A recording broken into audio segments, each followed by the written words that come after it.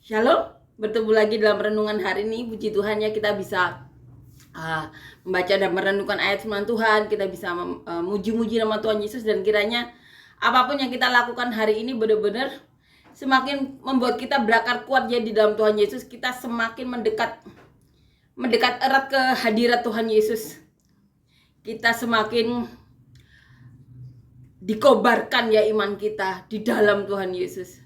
Kita semakin tahu dan semakin memegang erat tujuan kita. Amin ya. Yang membuat kita bisa melakukan apapun yang dapat mendatangkan berkat bagi orang-orang sekitar. Yang membuat kita semakin tahu bahwa melakukan kehendak Tuhan itu adalah satu-satunya hal yang harusnya kita lakukan. Amin ya. Kiranya tidak bosan-bosan kita selalu mengatakan, mari kita saling membantu, saling mendukung, saling mensupport untuk mencapai tujuan yang sama, agar semua bisa merasakan hadirat Tuhan, merasakan berkat Tuhan, merasakan pertolongan Tuhan, merasakan penyertaan Tuhan. Amin ya. Amin, seperti yang dilakukan Tuhan Yesus kemudian mengajarkan kepada para rasul dan para muridnya. Amin ya. Saling menguatkan, saling mensupport, saling mendukung untuk satu tujuan yang sama, untuk kesempatan hidup yang sekali ini saja. Mari kita menyadarkan diri kita bahwa semua manusia itu tujuannya sama. Mari saling bantu, saling support, saling dukung. Tidak bosan-bosannya mari kita ingatkan kata-kata ini ke dalam diri kita sendiri. Amin ya. Amin. Kita akan nyanyikan lagu yang pertama.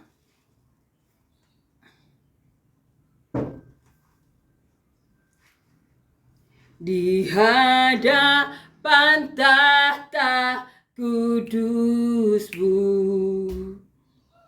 ku tersyukur menyembah-Mu, persembahkan doa dan pujian bagi anak domba.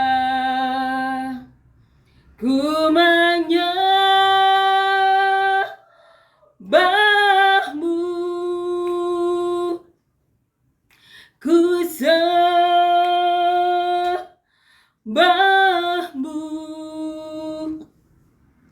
ku menyembah-Mu,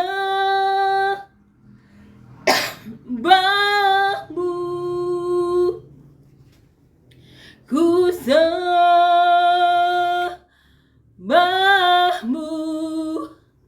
sebab nama-Mu kudus, kudus Tuhan. Amin ya. Amin. Kita akan melanjutkan ya membaca dan merenungkan ayat firman Tuhan di Kisah Para Rasul pasal yang ke-23 ayat 12 sampai 22. Judul perikopnya komplotan orang-orang Yahudi. Dan setelah hari siang, orang-orang Yahudi mengadakan komplotan dan bersumpah dengan mengutuk diri bahwa mereka tidak akan makan atau minum sebelum mereka membunuh Paulus. Jumlah mereka yang mengadakan komplotan itu lebih dari pada 40 orang. Mereka pergi kepada imam-imam kepala dan tua-tua bangsa Yahudi dan berkata, kami telah bersumpah dengan mengutuk diri bahwa kami tidak akan makan atau minum sebelum kami membunuh Paulus. Karena itu hendaklah kamu bersama-sama dengan mahkamah agama menganjurkan kepada kepala pasukan supaya ia menghadapkan Paulus lagi kepada kamu, seolah-olah kamu hendak memeriksa perkaranya lebih teliti. Dan sementara itu kami sudah siap sedia untuk membunuh dia sebelum ia sampai kepada kamu. Akan tetapi kemenakan Paulus, anak saudaranya perempuan, mendengar tentang penghadangan itu. Ia datang ke markas dan setelah diizinkan masuk, ia memberitahukannya kepada Paulus. Lalu Paulus memanggil salah seorang perwira dan berkata kepadanya, bawalah anak ini kepada kepala pasukan, karena ada sesuatu yang perlu diberitahukannya kepadanya. Perwira itu membawanya kepada kepala pasukan dan berkata, Paulus, Orang tahanan itu memanggil aku dan meminta supaya aku membawa anak muda ini kepadamu, sebab ada yang perlu diberitahukannya kepadamu. Maka kepala pasukan itu memegang tangan anak muda itu, lalu membawanya ke samping dan bertanya, apakah yang perlu kau beritahukan kepadaku? Jawabnya, orang-orang Yahudi telah bersepakat untuk meminta kepadamu, supaya besok engkau menghadapkan Paulus lagi ke mahkamah agama. Seolah-olah mahkamah itu mau memperoleh keterangan yang lebih teliti daripadanya. Akan tetapi, janganlah engkau mendengarkan mereka, sebab lebih daripada 40 orang dari mereka telah siap untuk menghadang dia. Maka telah bersumpah dengan mengutuk diri bahwa mereka tidak akan makan atau minum sebelum mereka membunuh dia. Sekarang mereka telah siap sedia dan hanya menantikan keputusanmu. Lalu kepala pasukan menyuruh anak muda itu pulang dan memerintahkan kepadanya, jangan katakan kepada siapapun juga bahwa engkau telah memberitahukan hal ini kepadaku. Paulus direncanakan dibunuh oleh sekelompok orang, dikatakan di sini komplotan orang-orang Yahudi yang berjumlah sekitar 40 orang, di mana mereka tidak akan makan dan minum sebelum membunuh Paulus. Entah apa yang di hati mereka, sampai Tuhan tidak mau berbicara kepada mereka. Roh Kudus tidak mau mengingatkan kepada mereka bahwa mereka telah merencanakan sesuatu yang jahat kepada orang kesayangan Allah, orang yang dipenuhi Roh Kudus yang bernama Paulus, yang dulu merupakan bagian dari mereka, orang-orang mahkamah agama. Entah apa yang di diri mereka ya, sehingga Roh Kudus pun tidak mau mengingatkan mereka. Tidak ada belas kasihan di hati mereka. Roh Kudus itu fungsinya untuk mengoreksi kita atau menyelamatkan kita dari kesalahan yang kita akan buat. Dan mereka mau membunuh seseorang yang diurapi Roh Kudus. Dan mereka berjumlah 40 orang loh. Dan mereka berkata tidak akan makan dan tidak akan minum. Mereka berpuasa sampai mereka bisa membunuh Paulus. Bayangkan 40 orang yang berencana membunuh seseorang yang diurapi Roh Kudus, diurapi Tuhan. Tapi mereka itu sama sekali tidak diselamatkan oleh Roh Kudus. Tidak diingatkan bahwa mereka merencanakan yang jahat kepada seseorang yang diurapi. Amin ya. Di sini kita bisa mengerti ya, apabila seseorang melakukan kesalahan terhadap orang-orang pilihan. Karena Daud saja yang saat itu tahu bahwa Saul itu tidak disertai Tuhan lagi. Daud tidak mau membunuh Saul karena Daud tahu Saul itu orang yang dipilih Tuhan. Jadi Daud itu tidak mau menyentuh Saul. Seperti itu. Roh Kudus ya.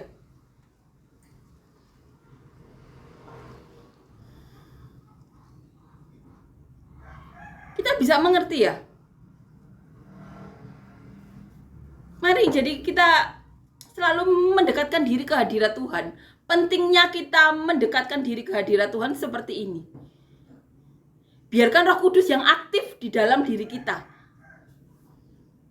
Amin ya. Kita juga membantu orang-orang agar mendapatkan sukacita, mendapatkan urapan. Sehingga saat manusia atau orang-orang yang pernah kita temui saat melakukan kesalahan, mereka cepat tersadarkan. Bayangkan mau membunuh seseorang yang diurapi Tuhan, tapi Roh Kudus tidak mengingatkan mereka dosa besar apa yang akan mereka lakukan. Tapi Roh Kudus di dalam diri mereka cuma diam, atau mungkin malah tidak ada Roh Kudus. Amin ya. Jadi pentingnya kita untuk selalu mendekatkan diri dalam hadirat Tuhan. Dan mari kita ajak juga orang-orang yang mau ya untuk selalu berada di dalam hadirat Tuhan. Amin ya. Agar saat mengambil keputusan apapun ya, Roh Kudus yang bekerja, bisikan-bisikan baik dalam hati kita yang bekerja. Pikiran-pikiran kita dipenuhi hal-hal yang baik. Mereka-rekakan yang baik. Karena kita tahu tujuan kita cuma satu, surga.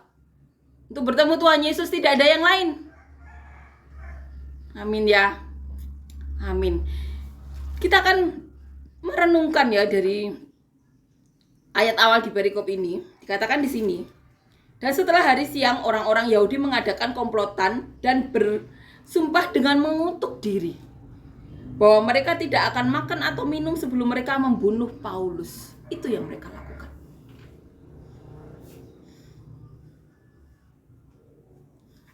Orang-orang berniat membunuh Paulus. Jumlah mereka yang mengadakan komplotan itu lebih daripada 40 orang. Mereka pergi kepada imam-imam kepala dan tua-tua bangsa Yahudi dan berkata, kami telah bersumpah dengan mengutuk diri bahwa kami tidak akan makan atau minum sebelum kami membunuh Paulus. Itu yang mereka katakan. Mereka akan berpuasa dan tidak akan makan sampai mereka berhasil membunuh Paulus. Itu yang ada dalam hati mereka. Karena itu hendaklah kamu bersama-sama dengan Mahkamah Agama menganjurkan kepada kepala pasukan supaya ia menghadapkan Paulus lagi kepada kamu, seolah-olah kamu hendak memeriksa perkaranya lebih teliti. Dan sementara itu kami sudah siap sedia untuk membunuh dia sebelum ia sampai kepada kamu. Itu yang dikatakan. Mereka mereka-rekakan yang jahat. Mereka bilang ya kepada imam-imam kepala dan tua-tua bangsa Yahudi. Mereka meminta mereka untuk ke Mahkamah Agama dan menganjurkan kepada kepala pasukan supaya menghadapkan Paulus kepada mereka dengan alasan untuk memeriksa lebih teliti karena mereka mau menghadang Paulus dan membunuhnya. 40 orang, jumlah yang banyak untuk membunuh satu orang.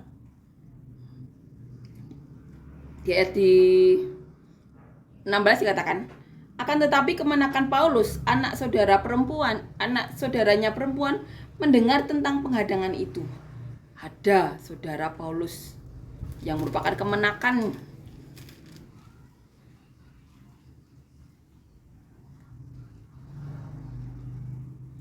anak saudaranya perempuan mendengar percakapan itu. Kemudian ia datang ke markas dan setelah diizinkan masuk ya, ia memberitahukan kepada Paulus. Dan kemudian Paulus memanggil memanggil salah satu perwira dan meminta supaya anak muda ini, yaitu kemenakan Paulus ini, diperbolehkan untuk bertemu dengan kepala pasukan.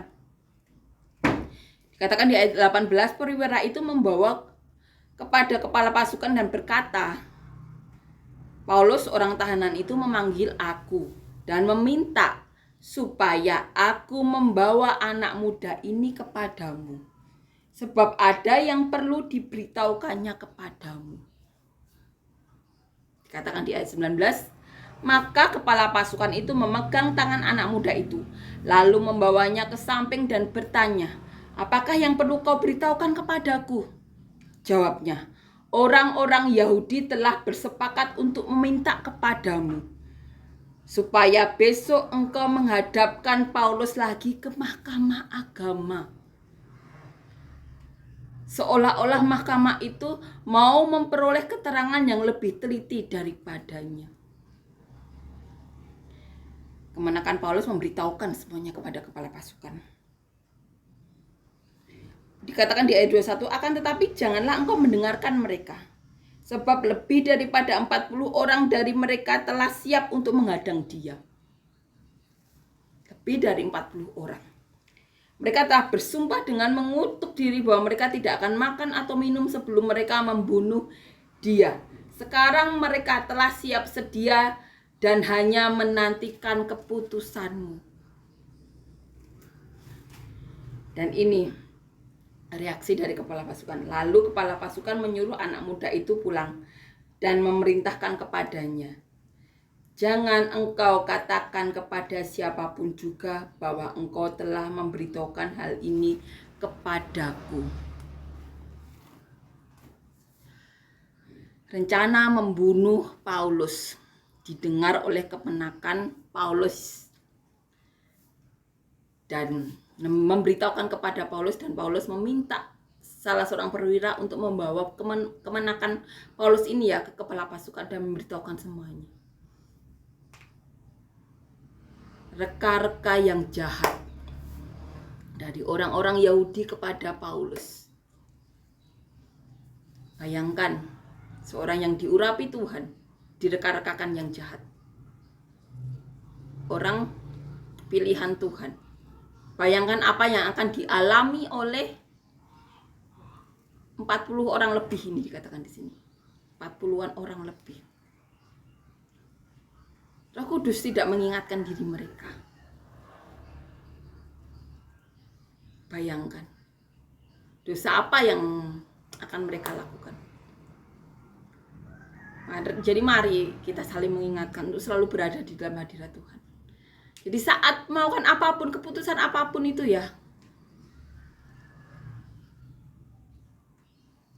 itu keputusan yang membawa kebaikan seturut dengan kehendak Tuhan. Amin ya. Makanya mari kita bawa hadirat Tuhan ke dunia ini atau ke lingkungan di sekitar kita, agar orang-orang juga merasakan hadirat Tuhan. Sehingga mereka mau memberikan hadirat Tuhan juga kepada orang lain. Atau sukacita itu kepada orang lain. Kasih karunia itu kepada orang lain. Makanya tidak bosan-bosan mari kita katakan, mari kita saling dukung, saling bantu, saling support. Biar nama Tuhan yang dipermuliakan. Amin ya. Amin. Kita akan nyanyikan lagu yang pertama. Lagu yang kedua.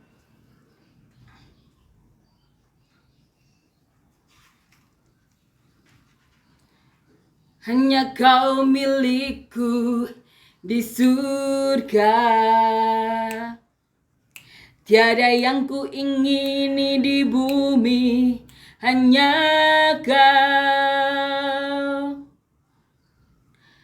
Tak ku andalkan kekuatanku, namun yang pasti kan tetap selamanya Allah sumber kuatku, Allah sumber kuatku, Allah sumber kuatku dan bagianku selama-lamanya, selamanya. Terima kasih Yesus, terima kasih Tuhan untuk semua kebaikan yang telah Kau berikan kepada kami. Terima kasih Yesus. Biarlah hadirat-Mu, Roh Kudus-Mu, berkat-berkat-Mu tercurah dalam hidup kami semuanya. Biarlah nama-Mu yang dipermuliakan dalam hidup kami Tuhan.